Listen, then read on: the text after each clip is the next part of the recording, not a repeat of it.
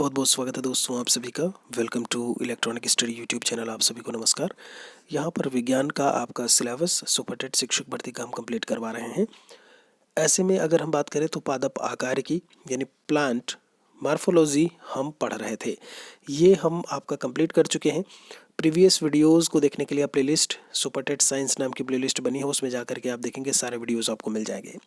बाकी आपके धीरे धीरे सब्जेक्ट्स सब कंप्लीट होंगे, हम आपको बता दें। इसके अलावा जो शाम को क्लासेस होती थी, अभी 4 से 5 दिन से बंद थी, वो आपकी आज से शुरू हो रही है। शाम को 7 बजे हम आपका लाइफ स्किल के MCQs को लेकर के मिलेंगे और वो मैराथन क्लास होगी। डेली आपको क्लासेस मिलेंगी, शाम को 7 बजे आइएगा, 7:30 बजे के बजाय। यहाँ पर अगर हम बात करें आपका कि जड़ों के प्रकार, मूसला जड़ें क्या होती हैं, आपकी अपस्थानिक जड़ें क्या होती हैं, तर्क रूपी, शंकु रूपी, कुंभी रूपी, ठीक है, इन सभी के बारे में ऑलरेडी हम बात कर चुके हैं। अभी अगर हम बात करें क्या कुछ चीज़ें हैं जो आज हमें ऐसे में कंप्लीट करना था या पढ़ना है, तो वो है स्टेम यानी तना क्या होता है। इन्होंने कहा जड़ के बारे में सारी चीज़ें सारी बातें हो चुकी थी। कहते हैं पेड़ का जमीन के ऊपर का जो मोटा भाग होता है जहाँ से शाखाएं निकलती हैं। अब अगर हम बात करें तो आप इसे कुछ वायवीय तरीके से भी रिप्रेजेंट कर सकते हैं, बता सकते हैं। ये क्या होता है, आपका वायवीय भाग होता है। ये कहते हैं कि पेड़ का जमीन के ऊपर का, आप जमीन के अंदर की जो भी चीज़ें थी वो आप जड़ को लेकर के बात करते थे, लेकिन यहाँ पर जमीन के ऊपर के मोटा भाग जहाँ से शाखाएं निकलती हैं, तना पौधे का वह भाग है जो कि भूमि व जल के विपरीत तथा प्रकाश की ओर वृद्धि करता है। अब इन चीज़ों को देखिए कहाँ कहाँ पे बताया हुआ है, किधर की तरफ वृद्धि करता है। आगे क्या कहते हैं, थोड़ा सा हम और आगे चलेंगे और इसमें कहते हैं कि यह प्रांकुर को लेकर के बात की हुई है, से विकसित होता है तथा शाखाओं, पत्तियों, फूल तथा फल आदि धारण करता है। प्रांकुर एक आपका मूलांकुर था, मूल अंकुर बीज से निकलने वाला। ये कहाँ से निकल रहे होते हैं, कहाँ से विकसित होते हैं, प्रांकुर से। तो आपने मूलांकुर और प्रांकुर का नाम सुना होगा, तो अब आपको यहाँ से समझ में आ गया होगा कि मूलांकुर का संबंध जड़ों से होता है, वहीं अगर हम प्रांकुर की बात करें तो उनका संबंध आपका तनों से होता है। आगे क्या कहते हैं, ये तने की कुछ विशेषताएं हैं। कहते हैं कि पौधे का आरोही भाग जो भूमि के विपरीत तथा प्रकाश की ओर गति करता है, ये बताया हुआ है इन्होंने। अच्छा, यहाँ पर नेगेटिवली जियोट्रॉपिक करके लिखा है, बट पॉजिटिवली फोटोट्रॉपिक। आपको अगर पता हो, अगर आपको याद हो, तो जड़ों में मैंने आपको बताया था कि नेगेटिव होता है जब हम प्रकाश की बात करते हैं, उसके लिए मतलब विपरीत होता है प्रकाश के। जड़ें जो होती हैं या जड़ें जिधर फैल रही होती हैं, जा रही होती हैं, वो प्रकाश के विपरीत होता है यानी नेगेटिव होता है। और जब हम बात करते हैं आपका जो गुरुत्वाकर्षण बल है उसके आपके पॉजिटिव होगा, यहाँ पर जस्ट उल्टा लिखा हुआ है। तो जड़ें और तना, जो जड़ और तना है, दोनों में विपरीत चीज़ें आपको देखने को मिलेंगी, चाहे वो पृथ्वी की तरफ आकर्षण को लेकर के बात करें या फिर प्रकाश की दिशा को लेकर के बात करें। तने के अग्र सिरे पर कलिकाएं पाई जाती हैं, जिससे तना जो है वो क्या करता है, वृद्धि करता है। कलिकाओं को याद रखिएगा, तने पर शाखाएं एवं पत्तियां लगती हैं, यही स्टेम्स होते हैं। यहाँ से शाखाएं निकलती हैं, ब्रांचेज निकलती हैं, जो हम ट्री ब्रांचेज ऐसे में बोल देते हैं, और इन्हीं पर लीव्स जो है यानी पत्तियां हमें देखने को मिलेंगी। तने का आकार बेलनाकार, चपटा और कोड़ीय होता है। तने के आकार को भी लेकर के बात की हुई है। तनों के प्रकार की बारे में बात करेंगे। कहते हैं यहाँ पर 3 प्रकार से हैं, एक भूमिगत तना बोला हुआ है, एक अर्ध वायवीय बोला है और एक वायवीय बोला हुआ है। तो देखिएगा, अभी मैंने आपको बताया था कि अक्सर इसे हम वायवीय प्रकार से जोड़ देते हैं, अक्सर जोड़ते हैं, नॉट इन ऑल केसेस। क्यों नहीं, सभी केसेस में क्यों नहीं, क्योंकि यहाँ पर तने का जो पहला पार्ट है, पहला भाग है, वो क्या लिखा हुआ, भूमिगत तना, मतलब ये तना अंडरग्राउंड होता है, तो आप वायवीय तो बोल नहीं सकते इसे कि ये पूरी की पूरी तरीके से एरियल है, मतलब हवा में है। वायवीय मतलब ही होता है जो भूमि के अंदर ना हो, बाहर हो, और बाहर जैसे ही आएगा वातावरण में आएगा, यानी कि वायुमंडल में आएगा, और वायुमंडल में जैसे आए उसे हम वायवीय बोल देते हैं। तो 3 प्रकार से बोला हुआ है, भूमिगत तना है, अर्धवायवीय तना बोला हुआ है और वायवीय तना बोला है। कहते हैं इन्होंने भूमिगत तने के कई पार्ट हैं यहाँ पर। एक इन्होंने बोला हुआ है प्रकंद करके लिखा है, स्तंभ कंद लिखा हुआ है और शल्क कंद लिखा है, घन कंद लिखा है। वहीं अगर हम बात करें सावेरियल को लेकर के, जो अर्धवायवीय तने होते हैं, ऊपरी भूस्तरी करके है, भूस्तरी है, भूस्तारिका करके लिखा है, और अंतः भूस्तरी करके है। फिर अगर हम वायवीय तनों की बात करें तो कटक स्तंभ, स्तंभ प्रतान, पर्णकाय स्तंभ करके है आपका, पर्णाभ पर्त करके है, और पत्र प्राकलिका करके है। ये टाइप्स होते हैं। अगर हम बात करते हैं तने में, वो भी वायवीय प्रकार में, तो यहाँ पर अगर सबसे पहले हम बात करें भूमिगत तनों को लेकर के, जिसमें अंडरग्राउंड स्टेम्स क्या है भाई, ये कहते हैं कि पौधे के तने का वह भाग जो भूमि के अंदर पाया जाता है। क्या कहते हैं, भूमि के अंदर पाया जाता है। इसमें पर्णसंधियां, पर्णकलिकाओं को लेकर के बात करें, या शाल का पत्र जो है वो हमें देखने को मिलेंगे। बड़े उदाहरण जो सवाल पूछा जाता है वो जानते क्या पूछा जाता है, अदरक क्या है, फल है, फूल है, तना है, ऐसे करके सवाल पूछा जाता है। तो अदरक क्या है, तना है, आप समझ रहे हैं। वो भी कौन सा, जो आपको देखने को मिलेगा अंडरग्राउंड। हल्दी हो गया, केला हो गया, फर्न हो गया।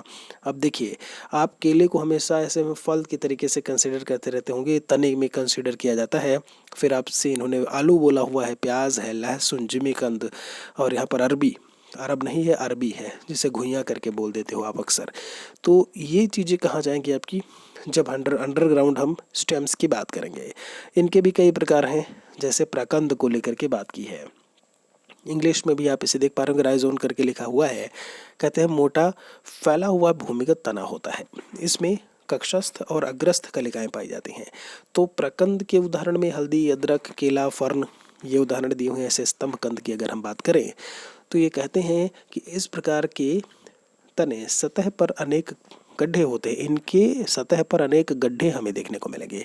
और आलू की अगर हम बात करें तो वह एक तना ही है। और ऐसे में आप देखिएगा आलू बीच बीच में आपको गड्ढे देखने को मिलते हैं कि चाकू के नोक से आप उसको बाहर निकाल रहे होते हो, है ना, जब आलू छीलते हैं तब। फिर आगे क्या बोलते हैं, शल्क कंद की बात की हुई है कि इस प्रकार का भूमिगत तना बहुत ही छोटे छोटे शल्क पत्रों से मिल करके बना हुआ होता है। प्याज है, लहसुन है, वो इसमें देखने को मिलेगा। शल्क पत्र क्या होता है, आप देखिए ना, जैसे जब हम पृथ्वी की परत को लेकर के बात करते हैं एक के ऊपर एक, तो देखिए जब आप प्याज या लहसुन की बात करेंगे तो परत परत होती है प्याज में ऐसे ऐसे करके, और आप उसे क्या कर रहे होते हो, काट रहे होते हो। ठीक है, आगे कहते हैं, इन्होंने घन कंद की बात की है। कचालू या जिमी कंद में इस प्रकार का भूमिगत तना जो है वो देखने को मिलता है। फिर बात करते हैं दूसरे प्रकार के तने, जिन्हें हम अर्धवायवीय सब एरियल करके बोल देते हैं। जब तने का कुछ भाग जमीन के अंदर और कुछ भाग जो है वो भूमि के बाहर या जमीन के बाहर अगर हमें देखने को मिलेगा तो उसे हम सब एरियल में जोड़ देंगे। जैसे उदाहरण में इन्होंने दिया हुआ है, अगर हम दूबी की बात करें, घास है, मर्सीलिया है, पैसिफ्लोरा, अरुई, जलकुंभी, पेपरमेंट, ये सारी चीज़ें ये तने में कंसीडर की जाती हैं। इनका आधा भाग जमीन के अंदर होता है, आधा भाग जमीन के ऊपर होता है। अब देखिएगा, जो ठंडे प्रकार के तेल बनते हैं सारी चीज़ें, तो पेपरमेंट से ही वो तैयार किए जाते हैं। काफ़ी उपयोग है इसका अगर हम पेपरमेंट को लेकर के बात करें। बाकी दूब है, घास, आप जलकुंभी तो आप भी ऐसे में देखे होंगे। फिर आगे चलते हैं यहाँ पर ऊपरी भूस्तरी, ऊपर, अच्छा इन्हीं के टाइप्स में, ये जो लिखा हुआ है इन्हीं के टाइप्स में है। इनके उदाहरण में दूब है, घास है, मर्सीलिया है। भूस्तरी में अरुई, पैसिफ्लोरा करके लिखा है। भूस्तारिका में जलकुंभी लिखा हुआ है। अंतः भूस्तरी की बात करें तो गुलदाउदी करके है, पेपरमिंट इसमें शामिल होगा। फिर जब हम तीसरे प्रकार के बात करते हैं तनों को लेकर के, जिन्हें हम क्या बोल देते हैं, AERIAL, एरियल प्रकार का होता है ये आपका, जिसे हम एरियल स्टेम के नाम से जानते हैं। अगर हम इनकी बात करें, अगर हम इन तनों को लेकर के बात करें तो कहते हैं कि संपूर्ण तना पृथ्वी के ऊपर स्थित होता है, वायवीय जैसा कि नाम है। फिर कहते हैं इस प्रकार के तने में शाखाएं, पत्तियां, पर्व को लेकर के बात की जाए, पर्व संधियां होती हैं, कलिकाएं होती हैं, फल फूल सभी पाए जाते हैं। और इनमें उदाहरण में गुलाब है, अंगूर है, नागफनी है, ये उदाहरण में हमें देखने को मिलेंगे। ये सारे के सारे तने हैं। आपसे कोई पूछता है अंगूर क्या है, तो वो तना है। और तना है किस प्रकार का, तो वायवीय प्रकार का, एरियल प्रकार का स्टेम है। ठीक है, आगे चलते हैं। बात लिखी है लीफ को लेकर के, पत्तियां। कहते हैं कि तने और शाखाओं की जो आपके इंटरनोड्स होते हैं, पर्व संधियां से निकलने वाले पार्श्व आसमानी भाग को, ऐसे में आसमान भाग को क्या बोल देते हैं, ऐसे में पत्ती बोल देते हैं। देखिए कहाँ से निकल रही होती है, ये इंटरनोड्स से निकल रही होती हैं।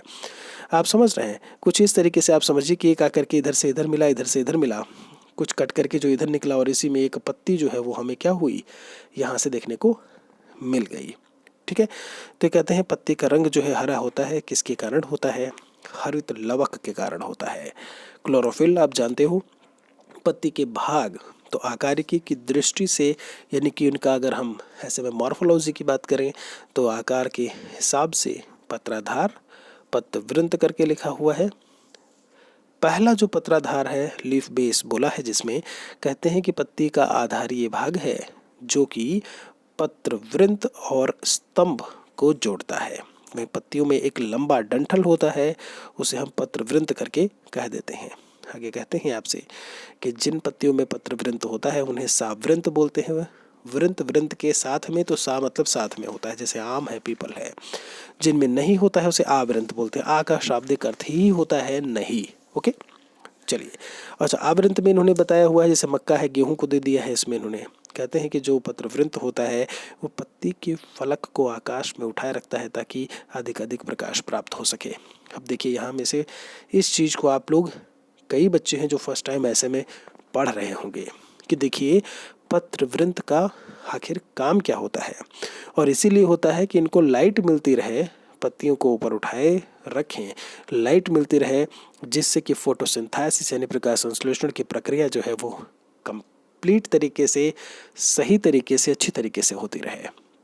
ओके, क्योंकि जब पौधों को के भोजन बनाने की बात होती है तो फोटोसिंथेसिस यानी कि प्रकाश संश्लेषण की अभिक्रिया ही काम आएगी, जो कि हमें ग्रीन प्लांट्स में यानी हरे पौधों में देखने को मिलती है।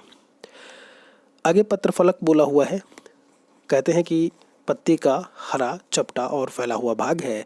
इसमें पाई जाने वाली मध्य शिरा पत्रफलक को कंकाल की भांति दृढ़ता प्रदान करती है, परंतु इसका मुख्य कार्य जल और भोज्य पदार्थों का परिवहन करना होता है। आप देखिएगा ना, जब पत्तियों को नोच दीजिए ऐसे में, जो भी उनके ऐसे में होते हैं, तो उसमें कंकाल टाइप का एक आपको देखने को मिलेगा, जिन पर वो पत्तियां जो है वो टिकी हुई होती हैं। उसी को लेकर के यहाँ पर बात बताई है। पत्ती के प्रकार के बारे में इन्होंने बोला हुआ है, तो यहाँ पर पत्रफलक के कटाव के आधार पर दो प्रकार से इन्हें हम डिवाइड करते हैं। एक सिंपल लीफ होता है, एक आपका कंपाउंड लीफ है।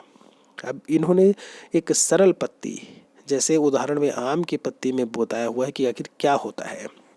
कहते हैं जिसका फलक अधिक हो, यदि कटा भी हो तो कटाव कभी भी मध्यशिरा या परवृंत तक ना पहुँचे, सरल पत्ती।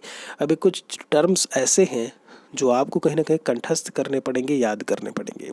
संयुक्त पत्ती की बात अगर हम करें तो जिसका पत्र फलक का कटाव कई स्थानों पर फलक के मध्य शिरा या फलक के आधार तक पहुंच जाता है, तथा जिसके फलतः जो फलक है वो अनेक छोटे छोटे खंडों में हमें बटा हुआ दिखाई देगा, तो इसीलिए संयुक्त बोलते हैं उसे, कि कई सारे छोटे छोटे खंडों को मिला करके फिर ये आपस में बना हुआ है। बात आती है कि अगर हम बात करें पत्तियों के कार्य क्या हैं।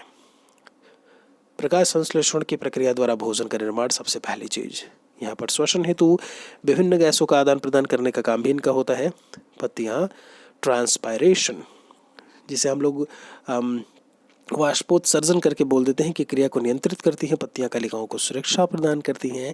कंटकों में रूपांतरित होने पर पशु पक्षियों से पौधों की रक्षा करती हैं। कुछ पत्तियां जो होती हैं वो कांटों में परिवर्तित हो जाती हैं। आपने नागफनी का नाम सुना होगा। कहते हैं कि यह जल व घुलनशील पदार्थों का पत्तियों से स्तंभ तक संचरण में सहायता करती है। भोजन संग्रह का काम, सतावर को लेकर के अगर हम ऐसे में बात करें तो, और उसमें देखोगे तो वो क्या कर रही होती हैं, भोजन के संग्रह को लेकर के काम कर रही होती हैं। नहीं, सतावर नहीं होगा, वो आपका जड़ के रूप में होता है। जड़ों का मतलब कुछ है जो भोजन को संग्रह करने का काम करती हैं। तो पत्तियां सीधा सीधा क्या करती हैं, भोजन, चूंकि भोजन बनाएंगी, भोजन को संग्रह करेंगी, भोजन का संग्रह करेंगी। ठीक है, जितना भी है यूज़ करना, और 10% जो है वो क्या करती हैं, आगे की तरफ ट्रांसफ़र कर देना। जो 10% एनर्जी ट्रांसफॉर्मेशन आप पढ़े हो प्रोफेसर लिंडमैन का, वो यहीं से कॉन्सेप्ट आता है। चलिए, फिर यहाँ पर कुछ चीज़ें इन्होंने बताई हुई हैं कि कुछ पत्ती वर्धी प्रजनन यानी कि वेजिटेटिव रिप्रोडक्शन एवं परागण यानी कि पॉलिनेशन में सहायता करती है। दोस्तों, हम आप लोगों को जानकारी दे दें कि अभी तक जिस चीज़ पर मैं काम कर रहा था, आपके जो 14 विषय हैं, अगर हम 14 सब्जेक्ट्स को लेकर के बात करें सुपर टेट के, तो 3876 मल्टीपल चॉइस क्वेश्चंस जो है वो हमने सारे सब्जेक्ट के टॉपिक वाइज तैयार किए हैं। जी हाँ, इतने सवाल अगर आपने पढ़ लिए तो जी हाँ, कुछ और फिर करने की ऐसे में ज़रूरत नहीं है। तो इसे भी आप हमसे प्राप्त कर सकते हैं। इस नंबर पर प्रोसेस आप जान सकते हैं कि आप इसे कैसे हमसे प्राप्त कर सकते हैं। 80 81 74 37 34 पर आप व्हाट्सएप करके जानकारी ले सकते हैं। 9 पॉइंट में क्या बोला है इसके बारे में बात करते हैं। कीटभक्षी पौधों में पिचर, ब्लेडर आदि में रूपांतरित होकर प्रोटीन युक्त पोषण में सहायता करती हैं। फिर 10 नंबर में कहते हैं कि कमज़ोर पौधों को मजबूत आधार प्रदान करना, आरोहण में मदद करना। तो ये चीज़ें हमें देखने को मिलेंगी अगर हम पत्तियों के कार्य के बारे में बात करते हैं कि लीव्स के क्या कुछ वर्क अगर हमें देखने को मिलेंगे। फिर यहाँ पर जो अगला हमारा टॉपिक है वो दिया हुआ है मानव रोग, ह्यूमन डिजीज़। क्या है ह्यूमन डिजीज़? एक सवाल ज़रूर पूछा जाता है यहाँ से, ये चीज़ याद रखें। 10 नंबर के अगर क्वेश्चन की हम आपकी बात करें विज्ञान से, तो एक सवाल यहाँ से ज़रूर बनता है रोगों से संबंधित। इस टॉपिक को लेकर के हम अगले वीडियो में अपनी बात करेंगे। यहाँ पर लास्ट में जो आपके 1, 2 और 3 वीडियोज़ हैं इन्हें भी आप ज़रूर देखें। मिलते हैं आपको आपसे एक और वीडियो में जल्दी ही। बहुत बहुत शुक्रिया आप सभी का। Thank you.